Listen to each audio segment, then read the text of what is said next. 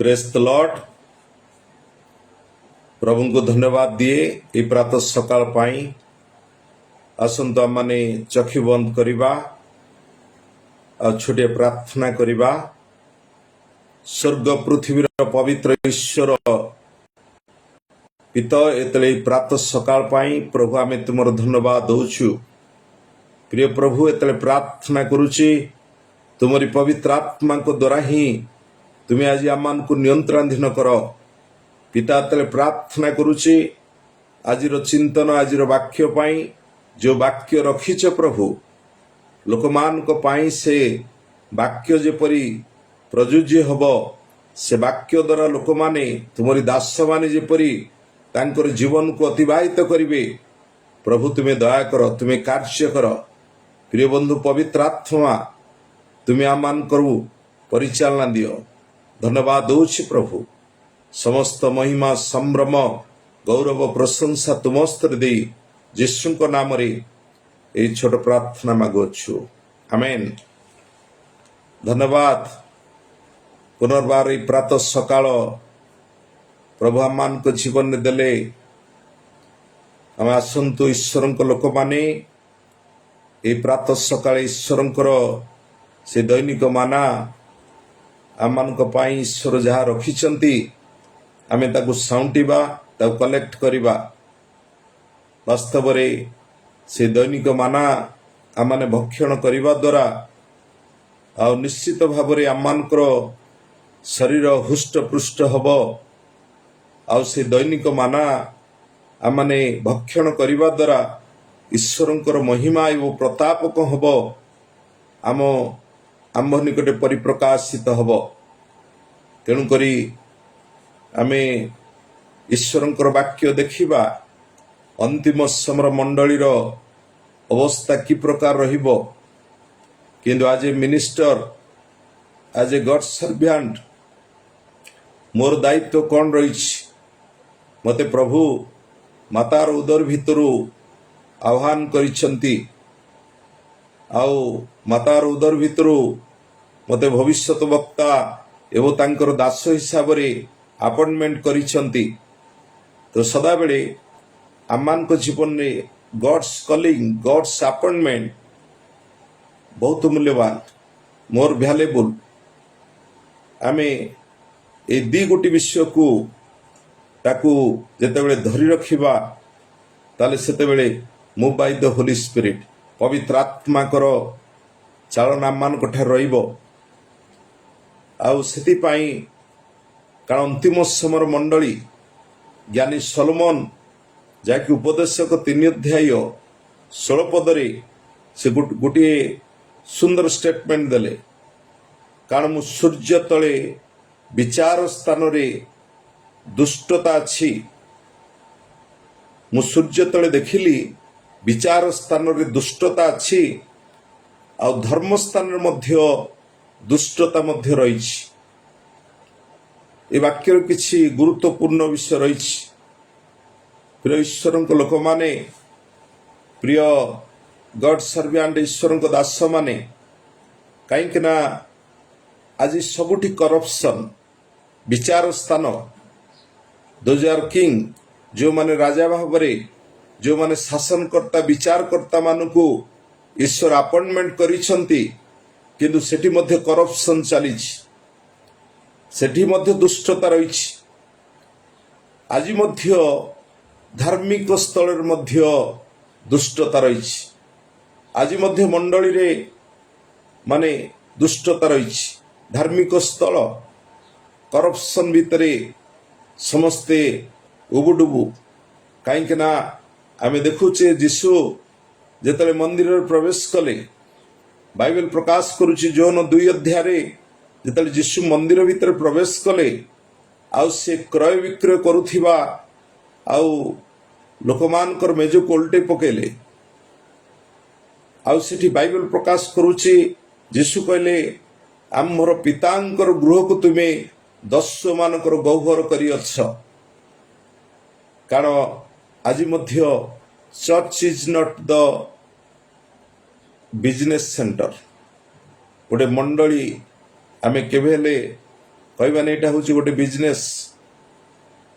କାରଣ ଚର୍ଚ୍ଚ ହେଉଛି ପିତାଙ୍କ ସହିତ ଆମମାନେ ସମ୍ବନ୍ଧ ସ୍ଥାପନ କରିବା, ପିତାଙ୍କର ଇଚ୍ଛା ଅନୁସାରେ ଆମମାନେ ଆଗକୁ ବଢ଼ିବା। ଦ୍ୟାଟ୍ ଇଜ୍ ହେଉଛି ମୁଭ୍ ଦ ହୋଲି ସ୍ପିରିଟ୍। ପବିତ୍ର ଆତ୍ମାଙ୍କର ଚାଳନା ଆମମାନଙ୍କ ପାଖରେ ରହିବା ଆବଶ୍ୟକତା ରହିଛି। ଚର୍ଚ୍ଚ ହେଉଛି ବିୟୁଟି, କାରଣ ତାହା ହେଉଛି ସତୀକନ୍ୟା ସଦୃଶ। ଈଶ୍ୱର ସେଇ ମଣ୍ଡଳୀକି ଊର୍ଦ୍ଧ୍ୱଗମନ କରାଇବେ, କାରଣ ସେ ମଣ୍ଡଳୀ ହେଉଛି ଈଶ୍ୱରଙ୍କର ପବିତ୍ରତା, ସୌନ୍ଦର୍ଯ୍ୟତା ଆଉ ସେ ସତ୍ୟର ସ୍ତମ୍ଭ ମଣ୍ଡଳୀ ମଧ୍ୟରେ ରହିବା ଆବଶ୍ୟକତା ରହିଛି। ତେଣୁକରି ହେ ମୋର ଈଶ୍ୱରଙ୍କ ଲୋକମାନେ, ବାଇବେଲ ପ୍ରକାଶ କରୁଛି ଆଜିର ମଣ୍ଡଳୀ। ସେଥିପାଇଁ ସାଧୁ ପିତର ତାଙ୍କର ପ୍ରଥମ ପିତରର 5 ଚାପ୍ଟର ମଧ୍ୟରେ ମୁଁ କାଲି ମଧ୍ୟ କହୁଥିଲି, କାରଣ ସିଏ ମଣ୍ଡଳୀ ବିଷୟରେ ବ୍ୟାଖ୍ୟା କଲେ। ପ୍ରଥମ ଚାପ୍ଟର ବ୍ୟାଖ୍ୟା କରେ ସଫରିଂ ବିଷୟ, କାରଣ ଗୋଟେ ମଣ୍ଡଳୀ ଯେତେବେଳେ ତାଡ଼ିତ ମଧ୍ୟ ଦେଇ ଯିବ, ତାହେଲେ ସେ କ'ଣ କରିବ? ସେ ପ୍ୟୁରିଫାଇ ହେବ। ପ୍ରଭୁଙ୍କ ଦାସମାନେ ଯେତେବେଳେ ଆମମାନଙ୍କ ଜୀବନ କିଛି ଏଭ୍ରି ସିଚୁଏସନ୍ ମଧ୍ୟରେ ଆମମାନେ କ'ଣ କରିବା? ତାକୁ ଓଭରକମ୍ କରିବା। ଯଦି ମଣ୍ଡଳୀ ଦୁଃଖ କଷ୍ଟ ସମସ୍ୟା ଦେଇ ଗତି କରୁଛି, ଆଜି ସେଥିପାଇଁ ଆଜି ମହାମାରୀ ବିଭିନ୍ନ ପ୍ରକାର ଯାହାକି ପ୍ରାକୃତିକ ବିଷୟରେ ଆମମାନେ ଦେଖୁଛେ, ପରମେଶ୍ୱରଙ୍କର ବାକ୍ୟ ଯାହା ଲେଖାଯାଇଛି ତାହା ହିଁ ସଫଳ ହେଉଛି। ତାହା ହେଉଛି ଗୋଟେ ବିଷୟ ରିପେଣ୍ଟାଣ୍ଟ, ଅନୁତପ୍ତର ହୃଦୟ ନେଇ ଆମମାନେ ଈଶ୍ୱରଙ୍କ କତିକି ଫେରି ଆସିବା। ଟର୍ନ ଟୁ ଗଡ୍, ଈଶ୍ୱରଙ୍କର ନିକଟକୁ ଆସିବା ପାଇଁ ମଣ୍ଡଳୀ ଅନ୍ତିମ ସମୟରେ ପ୍ୟୁରିଫାଇ ହେବ। ତାପରେ ସେକେଣ୍ଡ ଚାପ୍ଟର ହେଉଛି ଆଉ ବାଇବେଲ ପ୍ରକାଶ କରୁଛି ସେବା କାର୍ଯ୍ୟ, ପବ୍ଲିକ ମିନିଷ୍ଟ୍ରି ଆଉ ଆମମାନଙ୍କର ପର୍ସନାଲ ମିନିଷ୍ଟ୍ରି, ବ୍ୟକ୍ତିଗତ ସମ୍ବନ୍ଧ, ତାପରେ ଆମମାନଙ୍କର ଲୋକମାନଙ୍କ ସହିତ ସମ୍ବନ୍ଧ କି ପ୍ରକାର ରହିଛି ସେଇଟାକୁ ଆମମାନେ ଗୁରୁତ୍ୱ ଦେବା ଆବଶ୍ୟକତା ରହିଛି। ଆଜି ଲୋକମାନଙ୍କ ନିକଟରେ ଆମମାନେ ପହଞ୍ଚି ପାରୁନେ, ଲୋକମାନଙ୍କ ନିକଟରେ ଆମମାନଙ୍କର ସ୍ୱଚ୍ଛତା ରହିବା ଆବଶ୍ୟକତା ରହିଛି, ଲୋକମାନଙ୍କ ନିର୍ଭରତା ଆମମାନଙ୍କ ମଧ୍ୟରେ ରହିବା ଆବଶ୍ୟକତା ରହିଛି, ଲୋକମାନେ ଆମର ଆଦର୍ଶରେ ଅନୁପ୍ରାଣିତ ହେବା ଆବଶ୍ୟକତା ରହିଛି। ଆମେ ସଦାବେଳେ ଯୀଶୁଙ୍କ ମିନିଷ୍ଟ୍ରି ଭିତରେ ଆଉ ସେ ପବ୍ଲିକ ମିନିଷ୍ଟ୍ରି ଏବଂ ତାଙ୍କର ପର୍ସନାଲ ମିନିଷ୍ଟ୍ରି, ସିଏ ସମ୍ବନ୍ଧକୁ ଆଉ ନିଗୁଢ଼ ସମ୍ପର୍କକୁ ସେ ସ୍ଥାପନ କରି ରଖିଥିଲେ, ଯଦ୍ୱାରା ହିଁ ମାଇଟି ଆନାଉଣ୍ଟିଂ ଦ୍ୱାରା ଆଉ ପ୍ରଭୁ ତାଙ୍କୁ ମାଇଟଲି ୟୁଜ୍ କରୁଥିଲେ। ପ୍ରିୟ ଈଶ୍ୱରଙ୍କ ଲୋକମାନେ, ପ୍ରିୟ ଈଶ୍ୱରଙ୍କ ଦାସମାନେ, ତେଣୁକରି ଆମମାନଙ୍କ ଜୀବନରେ ଆମମାନଙ୍କର ଗୋଟି ପାର୍ଟ 2ଟା ଆଉ ଆମମାନଙ୍କର ପକ୍ଷ ପ୍ରଭୁ ଦେଇଛନ୍ତି। ଗୋଟେ ପଟେ ହେଲା ପବ୍ଲିକ ମିନିଷ୍ଟ୍ରି, ଲୋକମାନଙ୍କ ସଂସ୍ପର୍ଶରେ ଆସିଲେ ଯାହାକି ଈଶ୍ୱରଙ୍କର କିଙ୍ଗଡମକୁ ସ୍ଥାପନ କରିବା। ସେକେଣ୍ଡ ବିଷୟ ହେଲା ଆମମାନଙ୍କର ବ୍ୟକ୍ତିଗତ ଜୀବନକୁ ଆମମାନେ କ'ଣ କରିବା? ସ୍ୱଚ୍ଛତା ନିର୍ମଳ ଭାବରେ ଈଶ୍ୱରଙ୍କ ସହିତ ଆମମାନେ ଗମନାଗମନ କରିବା। ତାପରେ ଥାର୍ଡ ଚାପ୍ଟର ଆମେ ଦେଖିଲେ ତାହା ହେଉଛି ରାଇଚିୟସନେସ୍, ଗୋଟେ ଧର୍ମପରାୟଣ ଜୀବନ କାଟିବା। ତେଣୁକରି ଆଉ ମଣ୍ଡଳୀ ଆଜି ଡିମାଣ୍ଡ କରେ, ଈଶ୍ୱର ଡିମାଣ୍ଡ କରନ୍ତି ଆଉ ମୋର ଲୋକମାନେ ପବିତ୍ର ଧାର୍ମିକତାରେ ସେମାନେ ବଢ଼ନ୍ତୁ। ଆଜି ଆମମାନେ ଯେତେବେଳେ ଧାର୍ମିକତାରେ ବଢ଼ି ଚାଲିବା, ସେତେବେଳେ ଉପଦ୍ରବ ଶୈତାନର କାର୍ଯ୍ୟଠାରୁ ଆମମାନଙ୍କୁ ଉଦ୍ଧାର ପରମେଶ୍ୱର କରିବେ। ତାହେଲେ ଶୈତାନ ଶକ୍ତି ଉପରେ ଆମମାନଙ୍କୁ ଯେଉଁ ଅଧିକାର ଦିଆଯାଇଛି ତାହା ମଧ୍ୟ ଆମମାନେ ସଫଳ କରିପାରିବା। ସେଥିପାଇଁ ପ୍ରିୟ ଈଶ୍ୱରଙ୍କ ଲୋକମାନେ, ଆଉ ଚତୁର୍ଥ ଚାପ୍ଟରରେ ପ୍ରଭୁ ଆଉ କହିଲେ ପ୍ରେଜେଣ୍ଟ ଲାଇଫ, ମଣ୍ଡଳୀର ସ୍ଥିତି ବିଷୟରେ ବର୍ତ୍ତମାନ ବର୍ଣ୍ଣନା କରାଯାଏ। ଆମେ ଯେଉଁ ବିଷୟ ଦେଖିଲେ, ଜ୍ଞାନୀ ସଲମନ ଯେଉଁ ବିଷୟ କହିଲେ, ବିଚାର ସ୍ଥାନରେ ମଧ୍ୟ ଦୁଷ୍ଟତା ରହିଛି, ଧାର୍ମିକ ସ୍ଥଳ ମାନଙ୍କରେ ମଧ୍ୟ ଦୁଷ୍ଟତା ରହିଛି, ସବୁଠି କରପସନ। ତାହେଲେ ଆମେ ନିଜକୁ ସୁଧାରିବା ଦରକାର। ଆଉ ତାପରେ ପଞ୍ଚମ 5th ଚାପ୍ଟରରେ ପ୍ରଭୁ ମିନିଷ୍ଟ୍ରି, ବାସ୍ତବ ସେବା କାର୍ଯ୍ୟକୁ ବ୍ୟାଖ୍ୟା କଲେ। ମୁଁ ତମ ମେଷପାଳକ, ଆଉ ମେଷମାନଙ୍କ ସହିତ ଆମମାନଙ୍କ ସମ୍ପର୍କ କି ପ୍ରକାର ରହିଛି, ଆଉ ସେ ବିଷୟରେ ସାଧୁ ପିତର ତା ମଧ୍ୟ ବ୍ୟାଖ୍ୟା କଲେ। ଏଭ୍ରି ଚର୍ଚ୍ଚ, ପ୍ରତ୍ୟେକ ମଣ୍ଡଳୀ ଈଶ୍ୱରଙ୍କ ସିଦ୍ଧତାରେ बढ़िबा आवश्यकता रही। कारण जदि मंडली सिद्धतार बढ़िब ताले ईश्वरंकर अंतिम वृष्टि शेष वृष्टि महावृष्टि को हब आउ से पवित्रात्माकर सामर्थ्य को लोक माने देखिबे। पवित्रात्माकर से भयंकर उपस्थिति को हब मंडली मध्य आसीब। मंडली एक बेदारी मंडली एक आउ उद्दीपना उद्दीपित हब। मंडली मध्य ईश्वर रिभावल को लोक माने देखि पारिबे। तो सेति पई every church centre of the gods power every church प्रत्येक मंडली ईश्वरंकर एक महिमार स्थान हब। ईश्वरंकर शक्ति प्राचुर्य भितरे बुड़ी रहबा आवश्यकता रही। कहीं ना एवरी चर्च नीड होच गॉड्स पावर। प्रत्येक मंडली आवश्यकता करे ईश्वरंकर शक्ति आमे केमती पाइबु। कारण आउ पावर गॉड्स पावर कौन करे आम को एनर्जी जगाए शक्ति। आमे जेते बेले गॉड्स पावर ईश्वर को शक्ति लोक मान को बल दिए एनर्जी दिए। तेणुक गॉड्स एनर्जी आमको ईश्वर महिमा स्थान ईश्वर उपस्थिति मध्य को नहीं जाए। आम जो बल प्राप्त हवा ताला आम सिंह परी आम कौन करवा आगु को बढ़िबा। सेथिपाई आज मिनिस्टर सेवार महत्व को आम बुझा आवश्यकता रही। सेथिपाई ज्ञानी सोलोमन आ 2 अध्याय 8 पदरे आउ गोटे विषय लिखिले से न्यायर पथ रक्षा करि पारिबे ओ आपना साधु मान को गति संभाळिबे। न्यायर पथ रक्षा करि पारिबे आपना साधु मान को गति संभाळिबे। हुई द साधु साधु किए साधु लोक 2000 परमेश्वर सहित संबंध स्थापन करती जो माने क्लियर वॉइस ईश्वर रब को जो माने शुणी पारती। साधु लोक ईश्वर सहित जो माने गमनान करिथांती। कारण नोह जने साधु धार्मिक व्यक्ति थिले से परमेश्वर सहित गमनान करुथिले। तेणुकरी प्रिय मंडली आमान अंतिम समय आमानकर साधुता उपरे ईश्वर बेसी गुरुत्व देवे। आमान धार्मिकता को पवित्रता को ईश्वर कौन करेंगे अधिक गुरुत्व देवे। तेणुक से आउ जिसाय 40 अध्याय 11 पद से गोटे विषय देखिले लिखिले मंडली मेषमान भितर संपर्क ता व्याख्या करा जाउछि।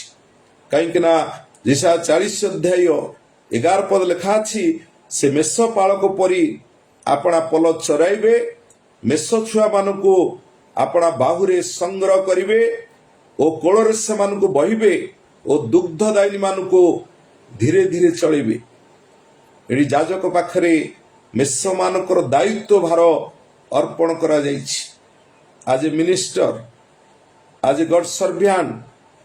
ତେଣୁକରି ଈଶ୍ୱରଙ୍କ ଲୋକମାନଙ୍କୁ ଯଦି ଆମେ ପ୍ରପର ଫିଡବ୍ୟାକ୍ ନ କରିବା ତାହେଲେ ମେଷମାନେ ରୁଗ୍ନକାୟ ହେଇଯିବେ। ସେମାନେ ବାକ୍ୟର ଅଭାବ ଦ୍ୱାରା ହିଁ ସେମାନଙ୍କ ଶରୀର ଦୁର୍ବଳ ହେଇଯିବ। କାହିଁକି ନା ମେଷମାନଙ୍କୁ ପ୍ରପର କେୟାରିଂ କଲେ ସେମାନେ ହୃଷ୍ଟପୁଷ୍ଟ ହେବେ, ଦୁର୍ବଳ ହେବେ ନାହିଁ, ପୀଡ଼ାଗ୍ରସ୍ତ ମଣ୍ଡଳୀ ହୋଇ ଆଉ ରହିବ ନାହିଁ। ତେଣୁକରି ମେଷମାନଙ୍କୁ ବାହୁରେ ସଂଗ୍ରହ କରିବାର ଅର୍ଥ ହେଲା କ'ଣ ଯେ ମେଷମାନଙ୍କୁ ଗୋଟେ ପ୍ରେମପୂର୍ଣ୍ଣ ହୃଦୟର ସହିତ ସଦାବେଳେ ଆମେ ସେମାନଙ୍କୁ ଗ୍ରହଣ କରିବା, ପ୍ରେମରେ ସେମାନଙ୍କ ସହିତ ଡିଲ୍ କରିବା, ପ୍ରେମର ସହିତ ଆଉ ସେମାନଙ୍କୁ ଆଗକୁ ପ୍ରେମ କଣ କରେ ପରସ୍ପର ଭିତରେ ଆକର୍ଷଣ କରେ। ଆକର୍ଷିତର ଗୋଟେ କେନ୍ଦ୍ରବିନ୍ଦୁ ଗୋଟେ ଲଭ୍ ଗୋଟେ ଯାଜକର ହାର୍ଟ ସଦାବେଳେ ଆଉ କ'ଣ ରହିବା ଦରକାର ପ୍ରେମପୂର୍ଣ୍ଣ ହୃଦୟ। ଆମ ପାଖରେ ଯଦି ପ୍ରେମର ସହିତ ଆମମାନେ ଆଉ ମିନିଷ୍ଟ୍ରିକି ଆମମାନେ ଯେତେବେଳେ ଆଗକୁ କଢ଼େଇ ନେବା ତାହେଲେ ମେଷମାନଙ୍କୁ ଆମେ ବାହୁରେ ସଂଗ୍ରହ କରିବା। ତାପରେ କୋଳରେ ବହିବା, ଛୋଟ ଶିଶୁ ପରି ଆମେ ତାକୁ କୋଳି କାଖେଇ ତାକୁ ଫିଡବ୍ୟାକ୍ ଦେବା। ସମ୍ ଖ୍ରୀଷ୍ଟିଆନ ଇନମ୍ୟାଚୁର୍ଡ ହେବାର କାରଣ କ'ଣ? କାରଣ ଇନମ୍ୟାଚୁର୍ଡକୁ ଆମମାନେ ପରିପକ୍ୱତା କରିବାର ଆବଶ୍ୟକତା ରହିଛି। କାରଣ ମଣ୍ଡଳୀ ଭିତରେ ଆଜି ଅନେକ ଚର୍ଚ୍ଚ ମଧ୍ୟ ଇନମ୍ୟାଚୁର୍ଡ ଅବସ୍ଥାରେ କେବଳ କୋଉଠି ମିରାକିଲ ହବ, କୋଉଠି ମଣ୍ଡଳୀ ମାନେ ଆଶ୍ଚର୍ଯ୍ୟ କର୍ମ କେବଳ ତାରି ପଛରେ ଗୋଡ଼େଇଛନ୍ତି। କାରଣ ଲୋକମାନେ ଆଜି ଶୈଶବ ଅବସ୍ଥାରେ ବା ସେ ଗୁରୁପାକ ଖାଦ୍ୟ ଅଭାବ ହେତୁ ଲୋକମାନେ ଇନମ୍ୟାଚୁର୍ଡ ଅବସ୍ଥାରେ ମଣ୍ଡଳୀ ବୃଦ୍ଧି ପ୍ରାପ୍ତ ହେଉଛି। ସେଥିପାଇଁ ହୁଇଥ୍ ଦ ରେସ୍ପନ୍ସିବିଲିଟି, କିଏ ସେଥିପାଇଁ ଦାୟୀ? କେବଳ ଶିକ୍ଷାଦାୟୀ ଯାଜକମାନେ 5 ଗୋଟି ପିଲର ଯୋଉ ମଣ୍ଡଳୀ ପାଇଁ ପ୍ରଭୁ ଦେଲେ, 5 ଗୋଟି ସ୍ତମ୍ଭକୁ ସ୍ଥାପନ କଲେ ମଣ୍ଡଳୀ ମଧ୍ୟରେ, ସେମାନେ ରେସ୍ପନ୍ସିବିଲିଟି, ସେମାନେ ଦାୟିତ୍ୱ ଭାର ପ୍ରଭୁ ସେମାନଙ୍କ ଉପରେ ନ୍ୟସ୍ତ କରିଛନ୍ତି। ତାହେଲେ ଆମମାନେ ଯେଉଁମାନେ ଇନମ୍ୟାଚୁର୍ଡ, ଆମେ ସେମାନଙ୍କୁ କୋଳରେ ବହିବା, ଆମେ ସେମାନଙ୍କୁ ପରିପକ୍ୱତା କରିବା। କାରଣ ଆମେ ତାକୁ କୋଳେଇବା, କାଖେଇବା, ବହନ କରିବା। ଯେଉଁମାନେ ଦୁଗ୍ଧଦାୟିନୀ ମାନେ, ଯେଉଁମାନେ କ୍ଷୀର ଟିକେ ଟିକେ ପିଉଛନ୍ତି, ତାଙ୍କୁ ଧୀରେ ଧୀରେ ଚଳେଇବା, ତାଙ୍କୁ ସ୍ଲୋ ପ୍ରୋସେସରେ ଧୀରେ ଧୀରେ ସେଇ ପରିତ୍ରାଣମୂଳକ ବାକ୍ୟ ଦେଇ ଆମେ କ'ଣ କରିବା? ସେମାନଙ୍କର ବିଶ୍ୱାସକୁ ଆହୁରି ବୃଦ୍ଧି କରାଇବା। ଈଶ୍ୱରଙ୍କର ବାକ୍ୟ ଉପରେ ସେମାନଙ୍କର ଭରସା ରହିବ। ତାପରେ ସ୍ଲୋ ପ୍ରୋସେସରେ ସେମାନେ ପରିପକ୍ୱତା ହେବେ, ପରିପକ୍ୱତା ଲାଭ କରିବେ। ଜଣେ ବିଶ୍ୱାସୀ ଯେତେବେଳେ ବାକ୍ୟରେ ଅଭ୍ୟସ୍ତ ହୁଏ, ବାକ୍ୟରେ ପୂର୍ଣ୍ଣତା ପ୍ରାପ୍ତ ଯେତେବେଳେ ହବ, ତାହେଲେ ସେ କ'ଣ କରିବ? ଆଉ ସେ ଆଗକୁ ବଢ଼ିବ। ସେ ଦିନ ପ୍ରତିଦିନ ଗ୍ରୋଥ କରିବ, ବେବି ଗ୍ରୋଥ ହବ। ସେ ଦିନେ ଆଉ ସେ କ'ଣ କରିବ? ଇନମ୍ୟାଚୁର୍ଡରୁ ପରିପକ୍ୱତା ମ୍ୟାଚୁର୍ଡ ହେଇପାରିବ। ତେଣୁକରି ଯାଜକ ସହିତ ମେଷର ଉତ୍ତମ ରିସ୍ତା ବା ସମ୍ପର୍କକୁ ବୁଝାଏ। ସେଥିପାଇଁ ଆଉ ଜୋନ୍ 21 ଅଧ୍ୟାୟକୁ ଯଦି ଆପଣମାନେ ଦେଖିବେ, ଆଉ ସାଧୁ ପିତରଙ୍କ ବିଷୟରେ ମଧ୍ୟ ଲେଖା ହେଇଛି। ଯେତେବେଳେ ପିତର ପୁନରୁତ୍ଥାନ ପରେ ଯେତେବେଳେ ସିଏ ମାଛ ମାରିବାକୁ ଗଲେ, କିନ୍ତୁ ପ୍ରଭୁ ଏଠି ତାଙ୍କର ଆଉ ତାଙ୍କ ଉପରେ ବର୍ଡ଼ନ ଦେଉଛନ୍ତି ପିତରଙ୍କୁ। କାହିଁକି ନା ରାତି ସାରା ଗୋଟିଏ ମାଛ ବି ପାଇଲେନି ପିତର। କିନ୍ତୁ ବାଇବେଲ ପ୍ରକାଶ କରୁଛି, ଆଉ ସେଇଠି ପ୍ରଭୁ ଯେତେବେଳେ ଆସିକି ତାଙ୍କୁ ଦର୍ଶନ ଦେଲେ, ଏଠି ପିତରଙ୍କୁ ଯାଜକର ଦାୟିତ୍ୱ ମଧ୍ୟ ଭାର ସମର୍ପଣ ପ୍ରଭୁ କଲେ। ପ୍ରଭୁ ଏଠି ଗୋଟେ ପ୍ରଶ୍ନ ପଚାରିଲେ, ଯାହାକି ଜୋନ ଲିଖିତ ସୁସମାଚାର 21 ଅଧ୍ୟାୟ 15-17 ପଦ ଭିତରେ, ପିତର ତୁମେ ମୋତେ କ'ଣ ଏମାନଙ୍କ ଠାରୁ ଅଧିକ ପ୍ରେମ କରୁଅଛ? ତାହେଲେ ତୁମେ ମୋର ମେଷମାନଙ୍କୁ ଚରାଅ। ଏଠି 3 ଥର। କାହିଁକି ନା ଫିଡ୍ ମାଇ ଲ୍ୟାମ୍ପ, ମେଷମାନଙ୍କୁ ଚରାଅ, ଟେକ୍ କେୟାର ମାଇ ସିପ୍। ତାପରେ ଥାର୍ଡ ବିଷୟ ହେଲା ଫିଡ୍ ମାଇ ସିପ୍। ଏଠି 3 ଗୋଟି ୱାର୍ଡ ପ୍ରଭୁ ଯୀଶୁ କ'ଣ କଲେ? ପିତରଙ୍କୁ କହିଲେ। ତେଣୁକରି ଆମେ ଦେଖିବା, ଫିଡବ୍ୟାକ୍ ହେଉଛି ମେଷମାନେ ଖାଦ୍ୟ ଦ୍ୱାରା ହୃଷ୍ଟପୃଷ୍ଟ କରାଇବା। ଦ୍ୟାଟ୍ ଇଜ୍ ଦ ରେସ୍ପନ୍ସିବିଲିଟି ଆମର। ଆମେ ତାହେଲେ ଫିଡବ୍ୟାକ୍ ଦାୟିତ୍ୱ ନେବା। ମେଷମାନେ ଭୋକିଲା ହେଇକି ରହିବେନି। କାରଣ ଜଣେ ମେଷ ପାଳକର କାମ ହେଲା, ସେ ଉତ୍ତମ ଚରାଣୀ ସ୍ଥାନକୁ ନେଇ ତାର ମେଷମାନଙ୍କୁ ସେ କ'ଣ କରେ? ଖାଦ୍ୟ ଦିଏ। ତାର ପେଟ ଭୋକିଲା ପେଟ ପୁରିଯାଏ। ତାହେଲେ ଏଇଠି ଆମେ ଗୋଟେ ବିଷୟ ହେଲା ଟେକ୍ କେୟାର ମାଇ ସିପ୍, କେୟାରିଂ, ପ୍ରତିପାଳନ କରିବା। ଫିଡ୍ ମାଇ ସିପ୍, ଈଶ୍ୱରଙ୍କ ମାର୍ଗଦର୍ଶକ ସେମାନଙ୍କୁ କରିବା। ଫିଡବ୍ୟାକ୍ ହେଉଛି ଈଶ୍ୱରଙ୍କର ଜ୍ଞାନ, ତତ୍ତ୍ୱଜ୍ଞାନରେ ଲୋକମାନେ ପରିପୂର୍ଣ୍ଣ ହେବା। ତେଣୁକରି ସେଥିପାଇଁ ଏଠି ବାଇବେଲ ପ୍ରକାଶ କରେ, ଏବ୍ରୀ 13 ଅଧ୍ୟାୟ 7 ପଦରେ ଲେଖା ହେଇଛି, ଯେଉଁମାନେ ତୁମ୍ଭକୁ ବାକ୍ୟ କହିଥିଲେ, ତୁମେ ସେ ନେତାମାନଙ୍କୁ ସ୍ମରଣ କର। ଆଜି ମଣ୍ଡଳୀର ଅବସ୍ଥା କାହିଁକି? ଗୋଟେ ପିତା ପୁତ୍ର ଭିତରେ ସମ୍ପର୍କ ଠିକ ନାହିଁ। ପ୍ରଭୁ ଯୀଶୁ ତାଙ୍କର ମିନିଷ୍ଟ୍ରି ଭିତରେ ପିତାଙ୍କ ସହିତ ତାଙ୍କ ରିଲେସନକୁ ସେ କ'ଣ କଲେ? ଦୃଢ଼ କରିଥିଲେ। ତେଣୁକରି ଆମମାନଙ୍କର ଦାୟିତ୍ୱ ଆଜ ଏ ଲିଡର, ଆଜ ଏ ପାଷ୍ଟର, ଆଜ ଏ ଗଡ୍ ସର୍ଭ୍ୟାଣ୍ଟ, ଆମମାନଙ୍କର ଦାୟିତ୍ୱ ସଦାବେଳେ ପିତାଙ୍କ ସମ୍ବନ୍ଧରେ ଆମମାନେ ଗୁଡ୍ ରିଲେସନସିପ୍ କି ଆମମାନେ ମଜବୁତ କରିବା। ସଦାବେଳେ ପିତାଙ୍କର ଇଚ୍ଛାକୁ ଆମମାନେ ୱିଲ୍ ଅଫ୍ ଗଡ୍, ଈଶ୍ୱରଙ୍କର ଇଚ୍ଛାରେ ଆଗକୁ ମୋମେଣ୍ଟ କରିବା। ପ୍ରଭୁ ଯୀଶୁ ଯେମିତି ପଚାରୁଥିଲେ, ପିତା ତୁମର ଇଚ୍ଛା, ମୋର ଇଚ୍ଛା ନୁହେଁ, ତୁମର ଇଚ୍ଛା ସଫଳ ହେଉ। ଦାୟିତ୍ୱ ହେଉଛି ପରଫେକ୍ଟ ମିନିଷ୍ଟ୍ରି। ଆମେ ସଦାବେଳେ ଆମମାନଙ୍କର ସେବା କାର୍ଯ୍ୟ ଭିତରେ, କାରଣ ଯେଉଁମାନେ ତୁମକୁ ବାକ୍ୟ କହିଥିଲେ, ଆଉ ତୁମେ ସେଇ ନେତାମାନଙ୍କୁ ସ୍ମରଣ କର। କାରଣ ଆଉ ନେତା ସଦାବେଳେ ଚର୍ଚ୍ଚ ମଣ୍ଡଳୀର ଲୋକମାନଙ୍କ ଭିତରେ ଗୋଟେ ଉତ୍ତମ ସମ୍ପର୍କ ସ୍ଥାପନ କରିବା ଆବଶ୍ୟକତା ରହିଛି। କାରଣ ପ୍ରଥମ ଥେସଲନିକୀୟ 5:12-13 ଲେଖା ଅଛି, ହେ ଭାଇମାନେ, ଆମମାନେ ତୁମକୁ ଅନୁରୋଧ କରୁଅଛୁ, ଯେଉଁମାନେ ତୁମମାନଙ୍କ ମଧ୍ୟରେ ପରିଶ୍ରମ କରନ୍ତି, ପ୍ରଭୁଙ୍କ ସେବାରେ ନେତା ସ୍ୱରୂପ ନିଯୁକ୍ତ ହୋଇଅଛନ୍ତି ଆଉ ତୁମମାନଙ୍କୁ ଚେତନା ଦିଅନ୍ତି, ସେମାନଙ୍କୁ ମାନ୍ୟ କର। ଏଠି ଜଣେ ମିନିଷ୍ଟର ବିଷୟ ଲେଖାଗଲା, ଜଣେ ଆଜ ଏ ଲିଡର ବିଷୟ ଲେଖାଗଲା, ଆଜ ଏ ଗଡ୍ ସର୍ଭିଆଣ୍ଟ ବିଷୟ ଲେଖାଗଲା। ତେଣୁକରି ଜଣେ ନେତା ତାର ଦାୟିତ୍ୱ ହେଲା ମେଷମାନଙ୍କୁ, କାରଣ ପ୍ରଭୁ ମୋତେ ଆପଏଣ୍ଟମେଣ୍ଟ କରିଛନ୍ତି, ଗଡ୍ସ ଆପଏଣ୍ଟମେଣ୍ଟ, ନେତା ସ୍ୱରୂପ ମୋତେ ପରମେଶ୍ୱର ଆପଏଣ୍ଟମେଣ୍ଟ କରିଛନ୍ତି। କ'ଣ ପାଇଁ? ଯେ ଲୋକମାନଙ୍କୁ ଚେତନା ଦେବା, ସେମାନଙ୍କୁ ସଂଶୋଧନ କରିବା, ସେମାନେ ଯେତେବେଳେ ଭ୍ରମ ପଥରେ ପଡ଼ିଯାଆନ୍ତି ସେମାନଙ୍କୁ ସେଠୁ କାଢ଼ି ଆଣିବା। ଏଇଟା ହେଉଛି ଇଟ୍ ଇଜ୍ ଦ ଆମମାନଙ୍କ ରେସ୍ପନ୍ସିବିଲିଟି, ମୋର ଦାୟିତ୍ୱ। ତେଣୁକରି ପୁଣି ସେମାନଙ୍କର କାର୍ଯ୍ୟ ସକାଶେ ସେମାନଙ୍କୁ ପ୍ରେମରେ ଅତ୍ୟନ୍ତ ଆଦର କର, ପରସ୍ପର ସହିତ ଶାନ୍ତିରେ ରୁହ। ଏଠି ସାଧୁ ପ୍ରେରିତ ପାଉଲ ସେ ଥେସଲନିକୀୟ ନିକଟକୁ ପ୍ରଥମ ପତ୍ର ସେ ଲେଖିଲେ, ଯାଜକମାନେ ଅଲୱେଜ ବିଲିଭର ମାନଙ୍କୁ ଏକ ସର୍କଲ ମଧ୍ୟରେ କଭରେଜ କରି ରଖିଥାନ୍ତି। ଆଜ ଏ ଲିଡର ଆପଣମାନେ ଜାଣିଛନ୍ତି, ଆମମାନେ କ'ଣ କରୁ, ଗୋଟେ ସର୍କଲ ଭିତରେ ଆମେ ସଦାବେଳେ ମେଷମାନଙ୍କୁ ରଖିଥାଉ।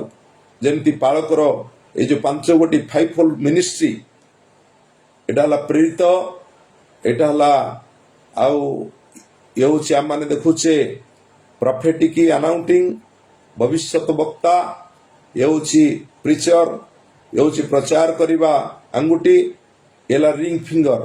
ରିଙ୍ଗ ଫିଙ୍ଗର ହେଉଛି ପାଳକ। ସେ ଗୋଟେ ସଦାବେଳେ ସର୍କଲ ଭିତରେ ଲୋକମାନଙ୍କୁ ରଖିଥାଏ, ସର୍କଲ ଭିତରେ ତାର ଲୋକମାନେ ରୁହନ୍ତି। କାରଣ ସେଥିପାଇଁ ଆଉ ଏଇଟା ହେଉଛି ଟିଚର। ଆମେ ଯାଜକ ଯେତେବେଳେ ବ୍ୟବସ୍ଥାକୁ ପାଶୋରିବ ତାହେଲେ ପଲର କ୍ଷତି ହେବ। ଆଜି ଯାଜକ, ଆଜି ମିନିଷ୍ଟର, ଆଜି ଗଡ୍ ସର୍ଭିଆଣ୍ଟ, ଆମେ ଯେତେବେଳେ ବ୍ୟବସ୍ଥା ଠାରୁ ବିମୁଖ ହଉ, ବ୍ୟବସ୍ଥା ଯେତେବେଳେ ଆମମାନଙ୍କର ହୃଦୟ ଭିତରେ ନ ରୁହେ, ତାହେଲେ ପଲର କ୍ଷୟକ୍ଷତି ଘଟିଯାଏ। ପଲ ଦୁର୍ଦ୍ଦଶାଗ୍ରସ୍ତ ମେଷ, ସେମାନେ ବାଘ ସେମାନଙ୍କୁ ଆଉ କ'ଣ କରେ, ଖଣ୍ଡିଆ କରି ପକାଏ, କ୍ଷତ ପହଞ୍ଚେଇ ଦିଏ। ଯାଜକ ପାଖରେ ଈଶ୍ୱରଙ୍କର ବ୍ୟବସ୍ଥା ପ୍ରଚୁର ଭାବରେ ରହିବା ଆବଶ୍ୟକତା ରହେ। କାରଣ ସେଥିପାଇଁ ସାଧୁ ପ୍ରେରିତ ପାଉଲ ଲେଖିଲେ କଲସ୍ୟ ମଣ୍ଡଳୀରେ 3 ଅଧ୍ୟାୟରେ ଲେଖା ହେଲା ଯେ ଈଶ୍ୱରଙ୍କ ବାକ୍ୟ ତୁମ୍ଭଠାରେ ପ୍ରଚୁର ଭାବରେ ବାସ କରୁ। ଗଡ୍ସ ୱାର୍ଡ, ବ୍ୟବସ୍ଥା ହେଉଛି ଈଶ୍ୱରଙ୍କର ବାକ୍ୟ। ଯେତେବେଳେ ଆମମାନଙ୍କ ନିକଟରେ ପ୍ରଚୁରତା ଆଉ ରୁହେ, ତା ଲୋକମାନେ ସେଫ୍ଟି ପ୍ଲେସରେ ଲୋକମାନେ ରୁହନ୍ତି। ତେଣୁକରି ଯାଜକ ସଦାବେଳେ ଆତ୍ମାର ପ୍ରହରୀ କର୍ମ କରେ, ଆତ୍ମା ସୁରକ୍ଷିତ ହେବା ପାଇଁ। ଆତ୍ମା ଗୋଟେ ବିଷୟ ହେଲା ଈଶ୍ୱରଙ୍କର ବାକ୍ୟକୁ ରେସ୍ପଣ୍ଡିଂ କରିବ, ବାକ୍ୟକୁ ଗ୍ରହଣ କରିବ। ସେଥିପାଇଁ ମେଷମାନଙ୍କର ବଡି ମଧ୍ୟ ତାଙ୍କ ଶରୀର କ'ଣ ହବ, କ୍ରିୟାଶୀଳ ହୋଇଥାଏ। ଯେତେବେଳେ ଆତ୍ମା କ'ଣ ହୁଏ, ଫଙ୍କସନିଂ କରେ, ଆତ୍ମା ଯେତେବେଳେ ରେସ୍ପଣ୍ଡିଂ କରେ, କାରଣ ନେତାମାନଙ୍କର ଦାୟିତ୍ୱ ହେଲା ଆତ୍ମାର ପ୍ରହରୀ କର୍ମ। ତେଣୁକରି ଜଣେ ଲିଡର କ'ଣ କରେ, ଯେତେବେଳେ ଈଶ୍ୱରଙ୍କର ବାକ୍ୟ ସିଏ କୁହେ, ଆତ୍ମା ତାକୁ ରେସ୍ପଣ୍ଡ କରେ। ଆତ୍ମା ଯେତେବେଳେ ରେସ୍ପଣ୍ଡିଂ କରେ, ତା ବଡି ଉପରେ ଇଫେକ୍ଟ ପଡ଼େ। ବଡି ହେଉଛି ଆମମାନଙ୍କର ଶରୀର। ଶରୀର କ'ଣ ହୁଏ, ଗଡ୍ସ ପ୍ରୋଟେକ୍ସନ ଆସିଯାଏ। ଶରୀର ଦୁର୍ବଳ ହୁଏ ନାହିଁ। ଶରୀର ଉପରେ ତେଜ, ମହିମା, ଈଶ୍ୱରଙ୍କର ମହିମା କ'ଣ ହୁଏ, ସ୍ଥାପିତ ହୁଏ। ଯାଜକ ପାଖରେ ଗୋଟେ ଡେଡିକେସନ ଲାଇଫ ରହିବା ଆବଶ୍ୟକତା ରହିଛି। ଯାଜକ ଯେତେବେଳେ ବାକ୍ୟରେ ଅଭ୍ୟସ୍ତ ହେଲେ, ତାହେଲେ ମେଷମାନେ କ'ଣ କରିବେ, ଗଡ୍ସ ପ୍ରୋଟେକ୍ସନ ପାଇବେ। ତେଣୁକରି ସେଥିପାଇଁ ବାଇବେଲ ଲେଖା ଅଛି, ହିତୋପଦେଶ ଆଉ ଯାହାକି 3 ଅଧ୍ୟାୟ 10 ପଦ ଲେଖା ଅଛି, ତୁମ୍ଭର ଭଣ୍ଡାର ଆଉ ବହୁ ଧନରେ ପରିପୂର୍ଣ୍ଣ ହେବ, ତୁମ କୁଣ୍ଡରେ ନୂଆ ଦ୍ରାକ୍ଷାରସ ଉଛୁଳି ଉଠୁଥିବ। ମାନେ କ'ଣ? ତାର ଆତ୍ମିକ ବିଷୟ ଆମେ ଦେଖିବା। ମାନେ ବାଇବେଲ ପ୍ରକାଶ କରୁଛି ପବିତ୍ର ଯାଜକ ପାଖରେ ସଦାବେଳେ ଫ୍ରେଶ ମାନା ଡାଡ଼ି ଦଉଛି ବହୁତ ଧନ। ଗୋଟେ ଫ୍ରେଶ ମାନା ଯେତେବେଳେ ଆମମାନ ପାଖରେ ରହିବା ଆବଶ୍ୟକତା ରହିଛି। ଯାଜକ ପାଖରେ ପବିତ୍ର ଆତ୍ମାଙ୍କର ସେ ସ୍ରୋତ, ସେ ଝରଣା ବହିବା ଆବଶ୍ୟକତା ରହିଛି। କେତେବେଳେ? ଆମଠାରୁ ଯେତେବେଳେ ନ୍ୟୁ ଦ୍ରାକ୍ଷାରସ ଉଛୁଳିବ।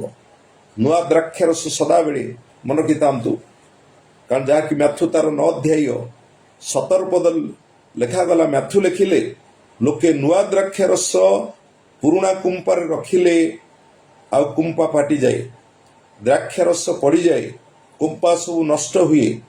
ଲୋକେ ନୂଆ ଦ୍ରାକ୍ଷାରସ ନୂଆ କୁମ୍ପାରେ ରଖିଲେ ଆଉ ଉଭୟ ରକ୍ଷା ପାଆନ୍ତି। ଏଠି କ'ଣ ଆମମାନଙ୍କ ହାର୍ଟ ବିଷୟ ଲେଖା ହେଲା। ଆମେ ଯେତେବେଳେ ନୂଆ ଦ୍ରାକ୍ଷାରସକୁ ନୂଆ ଦ୍ରାକ୍ଷାରସ ବା ନୂଆ ୱାଇନ୍ କ'ଣ କରୁଛେ? ନୂଆ ପାତ୍ର ରଖିବା ଆବଶ୍ୟକତା ରହିଛି। ନୂଆ ପାତ୍ର ଯେତେବେଳେ ଆମମାନଙ୍କ ହୃଦୟ ପରିଷ୍କୃତ ଥାଏ, ତାହେଲେ ନୂଆ ଦ୍ରାକ୍ଷାରସ କ'ଣ ହୁଏ? ଆଉ ସେଠି ରୁହେ। ତାହେଲେ ଉଭୟ ରକ୍ଷା ପାଇବେ। ପିତା ପୁତ୍ର ପବିତ୍ର ଆତ୍ମାଙ୍କର ସମ୍ମିଶ୍ରଣ ସେହି ସ୍ଥାନରେ ରୁହେ। ତେଣୁକରି ଆମେ ଏଇଠି ଫ୍ରେଶ ମାନା ଏଭ୍ରିଡେ, ପ୍ରତ୍ୟେକ ଦିନ ଫ୍ରେଶ ମାନା ଆଜ ଏ ସର୍ଭ୍ୟାଣ୍ଟ ମୋତେ କଲେକ୍ଟ କରିବାକୁ ପଡ଼ିବ, ମୋତେ ଲୋକମାନଙ୍କୁ ଖୁଆଇବାକୁ ପଡ଼ିବ। ମୁଁ ଯଦି ମାନାକୁ ସାଉଣ୍ଟୁନି, ମାନା ଯଦି କଲେକ୍ଟ କରୁନି, ତାହେଲେ ମୁଁ କ'ଣ କରିବି? ଆଉ ଲୋକମାନଙ୍କୁ ଫ୍ରେଶ ଜିନିଷ ଦେଇପାରିବିନି। ମୁଁ ବାସି ପଚରା ଯେଉଁ ମାନା, କାରଣ ଯଦି ଆମେ ଆଜିର ମାନା ଆଜି ଯଦି ଖାଉନେ, ତାହେଲେ ପ୍ରଭୁ ସେଇ ଆଜ୍ଞା ଦେଲେ ଆଉ ସେ ମାନା କ'ଣ ହବ? ସେଥିରେ ପୋକ ହୋଇଯିବ, ଦୁର୍ଗନ୍ଧ ହବ। ଠିକ୍ ସେଭଳି ଆଜି ଜଣେ ଯାଜକ ଆମ ପାଖରେ ଫ୍ରେଶ ମାନା ଏଭ୍ରିଡେ ରହିବା ଆବଶ୍ୟକତା ରହିଛି। ଆମେ ଗୋଟିଏ ବାକ୍ୟକୁ ଆମେ ରିପିଟେସନ କେତେବେଳେ କରୁ? ବାରମ୍ବାର ଗୋଟିଏ ମେସେଜକୁ ଆମମାନେ ତାକୁ ଦୋହରେଇ ଥାଉ। କାରଣ ଆମମାନଙ୍କ ପାଖରେ ବାକ୍ୟର ଦୁର୍ଲଭ ହେବା ସକାଶୁ ଆମେ ବାରମ୍ବାର ଗୋଟିଏ ମେସେଜକୁ ସବୁ ଜାଗାରେ ଆମେ କହିଥାଉ। ଲୋକମାନେ ଫ୍ରେଶ ମାନା ପାଇପାରିବେ। ଫ୍ରେଶ ମାନା ଏଭ୍ରିଡେ ଆମେ ଯେତେବେଳେ ଆଜ ଏ ମିନିଷ୍ଟର, ଆଜ ଏ ଗଡ୍ ସର୍ଭିଆଣ୍ଟ, ଆମେ ଯେତେବେଳେ ଈଶ୍ୱରଙ୍କ ଠାରୁ କଲେକ୍ଟ କରିବା, ତାହେଲେ ଈଶ୍ୱର ଯେତେବେଳେ ଆମମାନଙ୍କୁ ସ୍ୱର୍ଗରୁ ସେ ମାନା ଦେବେ, ତାହେଲେ ସେଇ ମାନାକୁ ଆମେ ଲୋକମାନଙ୍କୁ ଡେଲି ଖାଇବା ଦ୍ୱାରା ଲୋକମାନେ ସୁସ୍ଥ ସବଳ ହେବେ, ଲୋକମାନେ ପରିପକ୍ୱ ହେବେ, ଲୋକମାନେ କ'ଣ କରିବେ? ଫ୍ରେଶ ଜିନିଷକୁ ସେମାନେ ଆଉ ଚାଖି ପାରିବେ। ତାହେଲେ ପ୍ରିୟ ମଣ୍ଡଳୀ, ସେଥିପାଇଁ ହିତବୋଧସ୍ଥାର 4 ଅଧ୍ୟାୟ 18 ପଦ ଲେଖା ହେଲା, ଧାର୍ମିକର ପଥ ପ୍ରଭାତର ଆଲୁଅ ତୁଲ୍ୟ, ଯାହା ମଧ୍ୟାହ୍ନ ପର୍ଯ୍ୟନ୍ତ ଆହୁରି ତେଜସ୍କର ହୁଏ। କୋଉମାନେ ବିଷୟ ଲେଖା ହେଇଛି? କୋଉମାନେ ତେଜରେ ପରିପୂର୍ଣ୍ଣ ହେବେ? ଆଜି ଗଡ୍ ସର୍ଭିଆଣ୍ଟ, ଆଜି ଆପଣମାନେ ଈଶ୍ୱରଙ୍କ ଲୋକମାନେ, ଯେଉଁମାନଙ୍କର ଡେଡିକେସନ ହାର୍ଟ ରହିଛି, ଯେଉଁମାନେ ସମର୍ପିତ ଜୀବନ କାଟନ୍ତି, ଯେଉଁମାନେ ପ୍ରାତଃ ସକାଳେ ସଦାପ୍ରଭୁଙ୍କର ଆଉ ମହିମା ସ୍ଥାନକୁ ଯାଆନ୍ତି, ଯେଉଁମାନେ ପ୍ରାତଃ ସକାଳେ ଈଶ୍ୱରଙ୍କର ସ୍ୱର୍ଗୀୟ ମାନାକୁ ସାଉଣ୍ଟନ୍ତି, ଯେଉଁମାନେ ପ୍ରାତଃ ସକାଳେ ଈଶ୍ୱରଙ୍କର ଭବନ ପ୍ରତି ଲାଳାୟିତ ହୁଅନ୍ତି, ଯେଉଁମାନେ ବ୍ୟକ୍ତିଗତ ପ୍ରାର୍ଥନାରେ ଜୀବନ କାଟନ୍ତି, ଯେଉଁମାନେ ଆଉ ଈଶ୍ୱରଙ୍କ ସମ୍ବନ୍ଧରେ ବୃଦ୍ଧିପ୍ରାପ୍ତ ହୁଅନ୍ତି, ତାହେଲେ ଏଇଠି ରାଇଚିୟସନେସ୍ କ'ଣ କରେ? ଆଉ ସେ ଧାର୍ମିକତାରେ ନିଜକୁ ନିୟୋଜିତ କରିବା ଆବଶ୍ୟକତା ରହିଛି। ଜଣେ ରାଇଚିୟସନେସ୍ ଈଶ୍ୱରଙ୍କ ସହିତ ମୋର ଟାଇମ ସ୍ପେଣ୍ଡ କରିବା ଆବଶ୍ୟକତା ରହିଛି। ତାହେଲେ ସୂର୍ଯ୍ୟର ତେଜ ଯେମିତି ବଢି ଚାଲେ, ପ୍ରାତଃ ସକାଳେ କଳିଆ ଛନଛନ ସୂର୍ଯ୍ୟର ତେଜ ସେତେ ପ୍ରଖର ନଥାଏ, କିନ୍ତୁ ଯେତେବେଳେ ମଧ୍ୟାହ୍ନ ସମୟ ହେଇଯାଏ ତାର ତେଜ ପ୍ରଖର ହେଇଯାଏ। ଠିକ୍ ସେଇଭଳି ଆଜି ଗଡ୍ ସର୍ଭିଆଣ୍ଟ ଆମେ ଦାସମାନେ ଆମର ଠିକ୍ ସେଇଭଳି ପ୍ରଭୁଙ୍କ ସହିତ ଆମମାନେ ଡିପ୍ ରିଲେସନସିପ୍ କି ଆମମାନେ ମଜବୁତ କରିବା, ତାହେଲେ ସେ ସୂର୍ଯ୍ୟର ତେଜ, ଗଡ୍ସ ଆନାଉଣ୍ଟିଂ, ଈଶ୍ୱରଙ୍କର ତାଜା ଶକ୍ତି ଆପଣମାନଙ୍କ ନିକଟରେ କଣ হবে, ପ୍ରବାହିତ ହେବ। ତାହେଲେ ଲୋକମାନେ କଣ କରିବେ, ସେ ଏନର୍ଜି କି ପାଇବେ, ବଳ ପ୍ରାପ୍ତ ହେବେ। ଏଠି ପ୍ରିୟ ମଣ୍ଡଳୀ, ଆମମାନେ ଅନ୍ତିମ ସମୟରେ ଈଶ୍ୱରଙ୍କର ମଣ୍ଡଳୀ କି ଆମମାନେ କି ପ୍ରକାର ଭାବରେ, ଏଟା ହଉଛି ଗଡ୍ସ କିଙ୍ଗଡମ ପାଇଁ ଈଶ୍ୱର ତାଙ୍କ ମଣ୍ଡଳୀ ସ୍ଥାପନ କରିଛନ୍ତି। ଈଶ୍ୱରଙ୍କର ମଣ୍ଡଳୀ ଈଶ୍ୱରଙ୍କ ଦାସମାନଙ୍କୁ ଆପଏଣ୍ଟମେଣ୍ଟ କରିଛନ୍ତି। ତାହେଲେ ମୋର କିଛି ଦାୟିତ୍ୱ ରହିଛି।